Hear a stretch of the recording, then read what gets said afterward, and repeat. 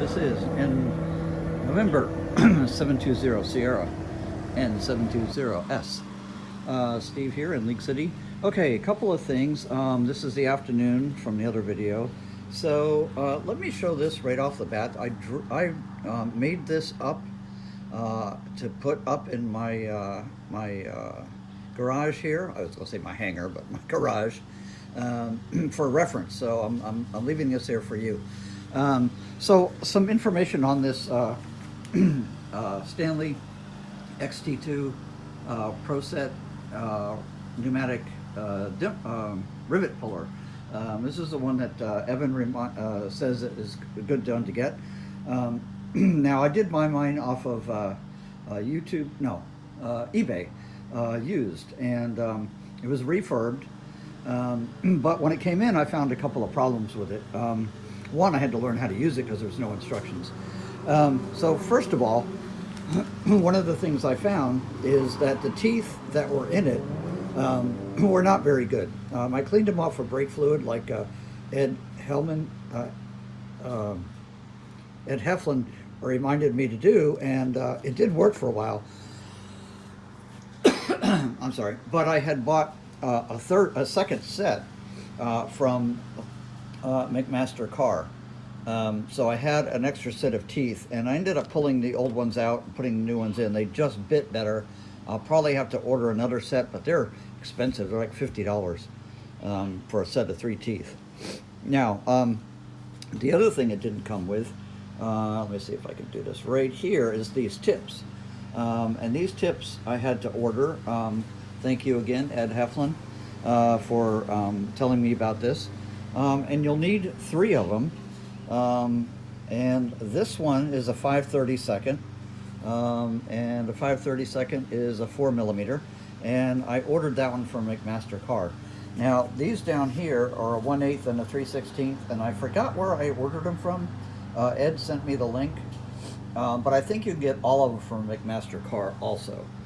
So you have to unscrew this depending on which set of rivets you're using, and you have to unloosen this up in order to unscrew this. So each time that you change rivets, the rivets that you're popping, you'll need to change this headset. Now, I did not order, and I do not have a 2.4mm or 3/32 tip. And the reason I don't is Evan told me that this gun is incapable of pulling that size rivet. It's very small, and there's not very many of them. You won't run across them very often, he said. I do have, let me go over here in my toolbox.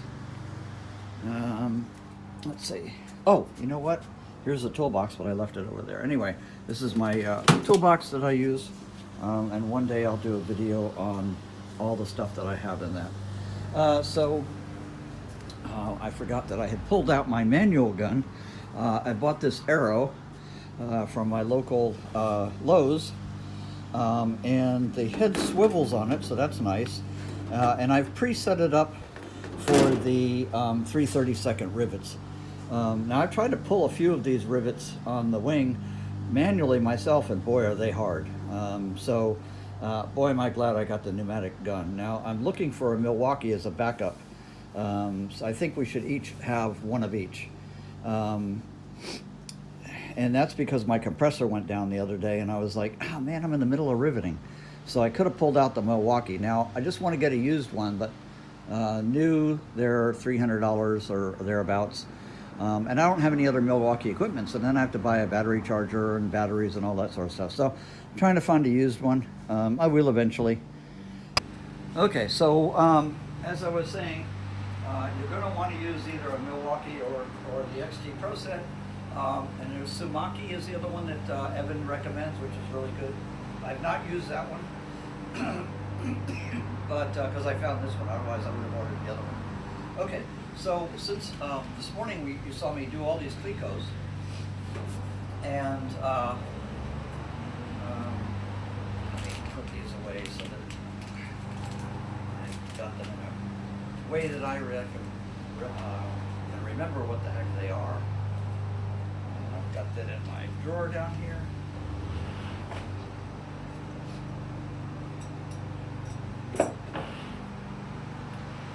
So currently I have this set up for the 3/16, so I'm going to pop these rivets down here, along here, and then I'm going to go back and change the head, which I'll stop, and pull these, okay?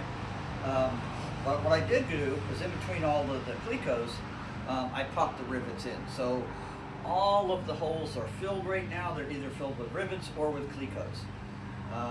And so we can play with that once we get to that point. But I just wanted to show you and talk to you about this gun. It's a good gun, but you have to change the heads every time you change the sizes of the rivets. So don't be alarmed by the fact that you actually have to do that.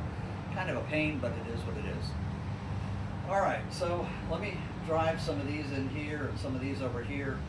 I've not, this is the side that I Clecoed this morning, so I'm going to show you these, putting these in, and then off camera I'll flip it over and do the other side. Once you see me do a few, you don't need to see me do the rest of them. So let me pop these for you.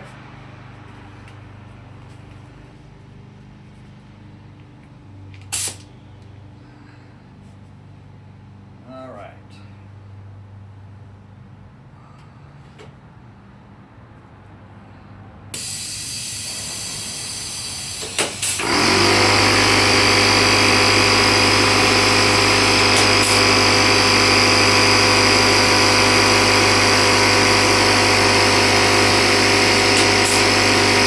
Okay, so we drove those, so now what we're all really interested in is our countersink rivets that we're going in. These are the 989. This is the 3.2 10 millimeter countersunk rivets, and they are going all along the leading edge here, here, here, here, here, here. And those are the countersink ones that fit flush after you've dimpled. So that's what we all like to see. Now back here is the 998, which are also 3.2 millimeter rivets, but they are not the countersunk ones.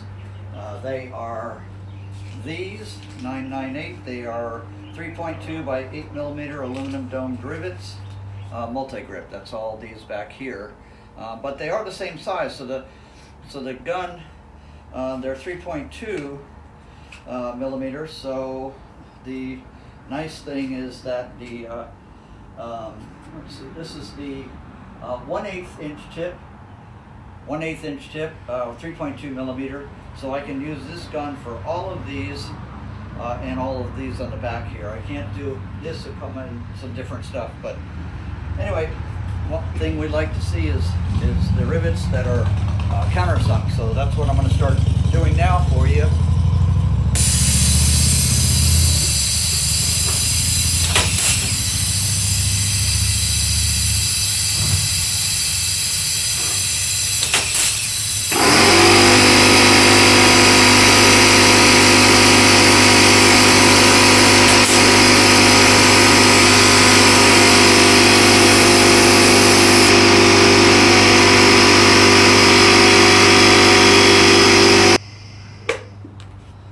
Well, and as I told you this morning that last week my large compressor went out on me, so I have a small one over here. It's a little Porter cable, 135 psi. My other one's a large Craftsman, 150 psi, but it went out, so I'm waiting for my buddy to come over and take a look at it and tell me what's wrong with it. Anyway, backup, right? Backup to a backup. That's why you want the Milwaukee also. So anyway, you're going to hear this thing crank on every once in a while. Sorry, not much I can do about that. So let's drive a few more. Boy, does this look nice.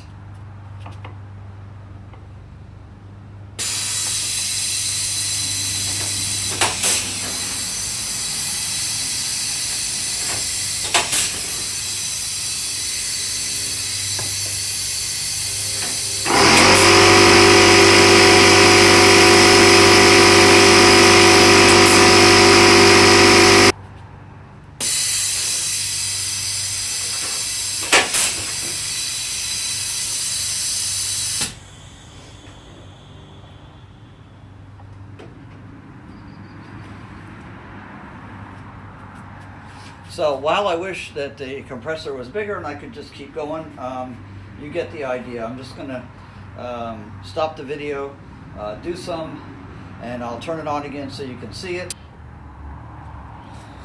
Okay, so a little more video, just doing some more removing Clecos and putting in rivets. Somebody said I should put my headphones on, and I went, oh yeah, okay. So I did. Not that I have much hearing left anyway. Too much rock and roll when I was a kid.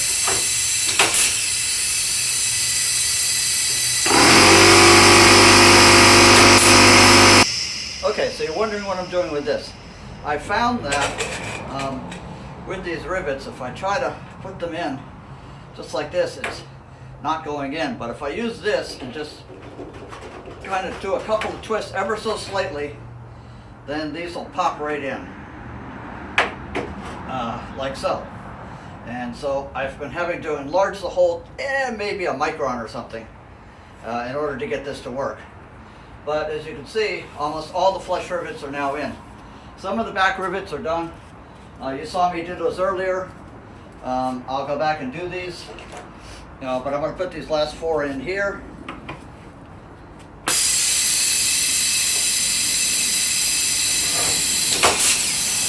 And I know this gun is supposed to pop these this way. I think that my compressor doesn't have enough air pressure to pop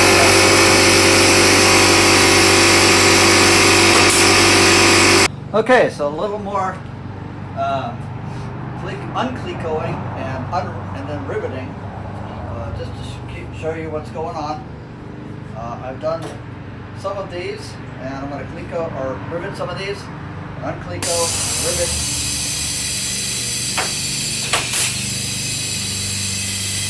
As I said before, I think that this little compressor that I'm using hasn't had enough PSI to shoot the mandrels back up into here. So they're dropping out easily enough. It's fine with me for now. We'll get the other one working.